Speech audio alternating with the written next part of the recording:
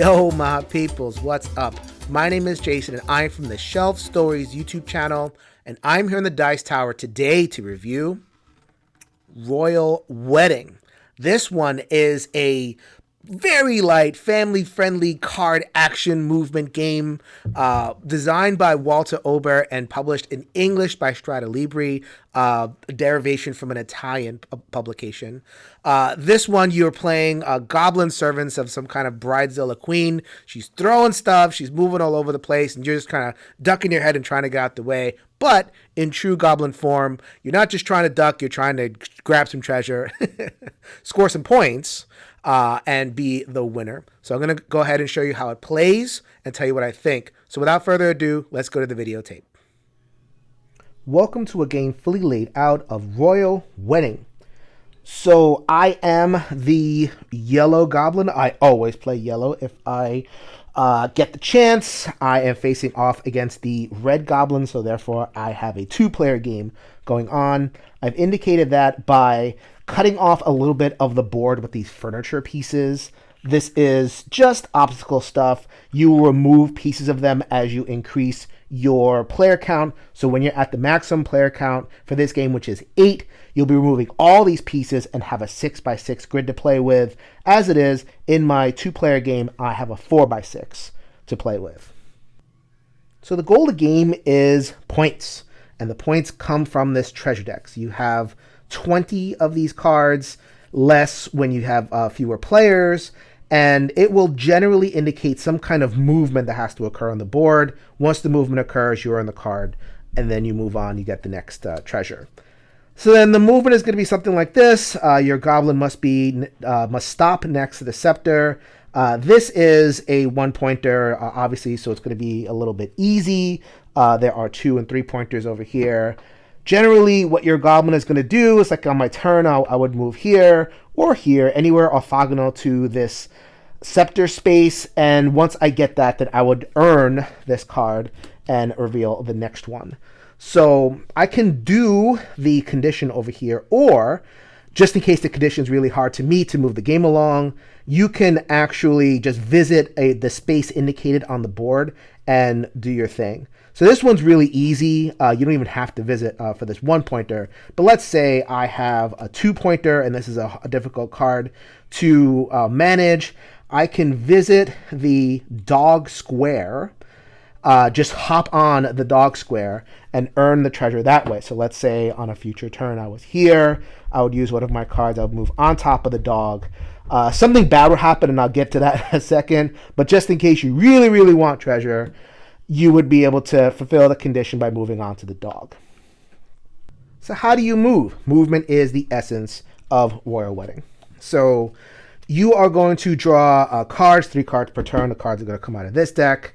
And you are going to consult the colors. This one is wild, but then the other colors will correspond to different colors on the board. So let's say I wanted to move either towards the yellow or the green. I would be able to move in this direction yellow, or in this direction green. Not very colorblind friendly, but oh, I guess what are you going to do? Hopefully it's a family game to be somebody who is not colorblind to help that person along. So then if I wanted to move in such a way that I wanted to satisfy this condition, I could always play this card. I can play blue. I can move my Intrepid Yellow Goblin 1. I now satisfy the condition, and I would earn this point and play that card. I get to play 2 of these cards in a turn. However, I'm a goblin, and that's not very fun. I have a more fun move that I can do. I can move towards green. So then I would take this card, play it, and then move into the space of my opponent. Does a couple of things. One, I would actually satisfy the condition and earn that treasure. Second, I get to shove the goblin 1 space in any direction, and I'm going to shove them in this direction because I want to set up some mischief. What kind of mischief am I going to achieve? A couple of things. So let's say the next card was something like this. Move the princess to touch a goblin. The princess is a bad character. You generally don't want to be near the princess because just bad things happen. I'll show you that in just a second. But I can actually have access to cards that move the princess, not my own goblin. So let's say I wanted to play this card, and then move the princess onto here, that princess would kind of boot the goblin 3 spaces. So let's say I would just boot the goblin that way. I would earn this, and the player that was booted would get one of these, what the game calls forfeit cards. These are bad conditions. I will show you what the bad conditions are in just a second.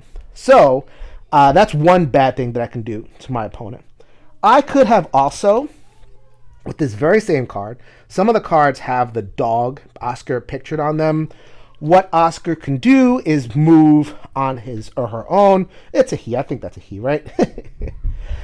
So then I would move towards the closest obstacle. In this case, the obstacle is my opponent. In that case, that is another condition in which they can get one of these negative cards. So let me show you the negative cards. I think that's going to constitute a big part of the appeal of this game for some people. So these are forfeit cards. I've progressed the game state a little bit. This poor unfortunate player has 5 different cards corresponding to the different decks. Once they fill all 6 of these slots with terrible things, that triggers the end game, and you would count up points, and the person who has the most points out of the treasure deck wins the game. So along the way, you're going to be getting these cards, and they're all negative conditions. So this one comes out of the head deck, and it says, when it is your turn, you have to touch the board with your chin. Hopefully you don't slam the table. That looks a little bit painful. And so you have another one. This is a rule for your hands. You have to play with the palm of your hands facing upwards the entire time. So you can see how additive this is and how modular this is. You know, you're going to get the same cards. The decks are not very big. It's only about 5 cards per deck. But you're going to have different combinations, and they're going to come out differently as you play each game. So let me just show you another one right over here, because I know people are going to want to see that. You have to talk with your lips first. Take my word for it. My lips are pursed right now. Or for your legs, you have to play on one knee. Oh man, I hope that whoever gets this card has some kind of rug or something that they can kneel on. So that's basically the silliness of the game. You're going to be playing the strategic end, which is the board play, but then you have to play around these conditions. And if you fail to meet these conditions, you're going to be start discarding cards. And eventually you get to the point where if you just can't remember what to do, you're going to be eliminated from the game. So that is how Royal Wedding works. So that was Royal Wedding. What I think this game is trying to accomplish is kind of splitting the difference between 2 different things. You have a very, very light strategy game with that piece of the forfeit cards and the humorous stuff and everything. So is that marriage effective? I think that's going to be the core question. So before I get to that, I'm going to talk about player count. I think families want to be able to lay out games that are good at multiple player counts, right? It says 2 to 8. So does this game play as well from 2 to 8? I think you're going to get a pretty good hint at the subheading for this, which is 4 goblins at a wedding. I think the optimal player count for this one is 4-ish. So then at the low player count, even with the limited, the closer board space, you can get kind of lost, and you can have turns where not much happens. People are just kind of like moving from side to side. When you get to the really high player counts, like 7 and 8, I'm talking about. I think that the game really kind of goes off the rails a little bit. There's just so much that happens. There's just so, like, you know, the dog barely has anywhere to go, and people barely have anywhere to go. You're always nudging, you're always moving stuff. And in addition to that, I think it's difficult when it's a small board and you're playing with 8 players. Like, you know, when I want a large player count game, I either want like a big board, like a life or something like that, or I want an active personal player area. I don't think this game is either of those things. So in terms of player count for your family, I'm going to go 4-ish as the optimal count. So does this game deliver a decent strategy punch? in that family weight. First thing in terms of that strategy is ease of play, ease of entry. And I think this game does that. So you have a very, very simple action system. You have your cards, they coordinate with colors, and you can just move. You can teach that really, really easily, which I really appreciated. My difficulty was, and I pointed this out in the overview, I wish they could have accommodated for color blindness. So you could have done Red Star and Blue Moon and Orange Square. Like, what was the difficulty with that? It doesn't seem like it, like any kind of thought towards color blindness could have solved that issue. If that's not a problem for your table, though, then yeah, it's a very, very easy game to teach. I think that the core strategies of the game are decent as well. So you can play differently, and I think that's the thing that I appreciate about this game the most, is that you can play aggressively. You can play aggressively in terms of seeking out those treasure cards. Like, you see the treasure card, stand here, and you just go gonzo. Both your cards, you move there, you get your treasure card.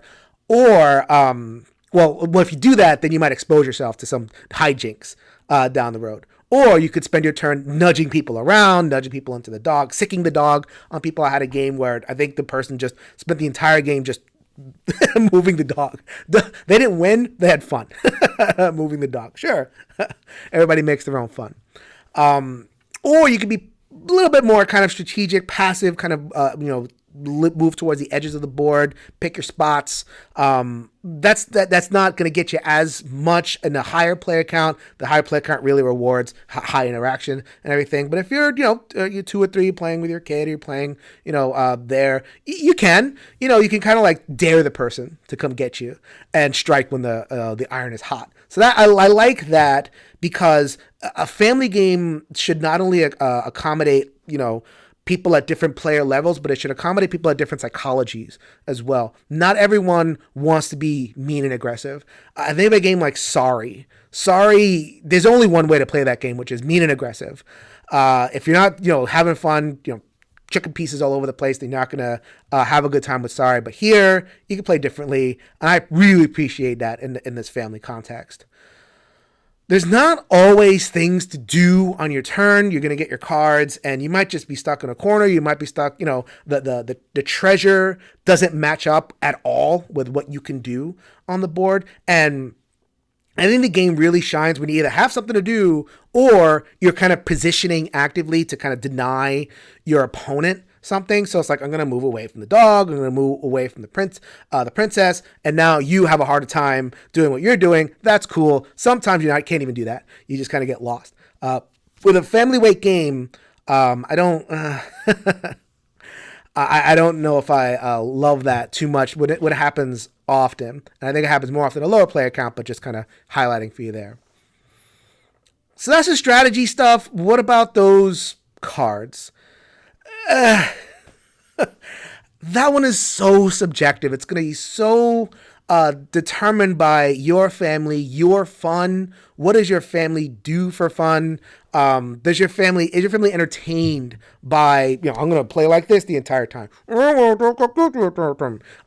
you're playing a strategy game. So for me, I found there's a little bit of an oil on water effect. Like I was kind of having fun puzzling out the stuff. Now all of a sudden I have to play like this, and if I forget it, then someone's going to yell at me that, oh, well, you put your palms down. I was like, oh, 'cause I was looking, trying to figure out where I wanted to go on the board. I had a hard time kind of holding those two ends on together for me. That might not be the same for you, though. It might be that it just livens up. Maybe the board play is boring, and this is for you. And then you like the way in which like the different things, kneel on your knee and talk funny, integrates with the game. I had a real difficulty though. I think that even people who like that play style, they got a real difficulty with how limited the card pool is. There's 30 cards, but you're gonna see them all if you're playing at a higher player count all the time. And every single game you're gonna, if you have enough players, you're gonna be doing this, or you're gonna doing that, and different people are gonna do it, and it's gonna be different layouts and everything. But I find after 2 or 3 plays, like, oh well, here we go. It's just not that fun anymore. I'm going to put an asterisk on that because there are some kids in particular that don't mind. They don't mind repeating the same stuff over and over again. They're almost like waiting for it. They're almost like, oh, I hope you get the card where you have to do this. I hope you get the card where you have to, stand up the entire time. Oh, you're talking too much. I hope you get that card. So they're anticipating what the cards are. And that can be cool for that player type. But for me, I found that I got really... After a couple of plays, I got the hint that I don't really have any desire to come back to it, unfortunately. But then again, that is me. I just wanted to highlight that issue because that might be your fun. So final thoughts, I'm going to go 6 out of 10 on this one. It's okay. I think that this game is going to be highly dependent on your fun. I think does the funny stuff, the forfeit cards and the strategy cards, does that mix for you? Is that something that you want to, that's something you enjoy to kind of, flavor up whatever core experiences you are? Are you, or your family, does your family enjoy that activity? Does it enjoy doing that activity the same ones from game to game? That is going to depend on your family. For me, it's not quite sticking around for me, but I hope that I've presented enough of the game and enough of the points about the game so that you can make an informed choice for yourself. If you want to see more of my content, go ahead and visit my YouTube channel, Shelf Stories. Shelf Stories is where I have conversations with people around the gaming industry. I have lots of gaming content. I also have my Shelf Help series where I talk about being a happier gamer and a happier person. You can tell I'm a psychotherapist in my day job. I care about things like psychological personality types at the table. So something I'm definitely looking forward to featuring more and more on my channel and here on the Dice Tower. So this is Jason reminding you, if you could change your mind, you could change the world. So until next time, later everybody.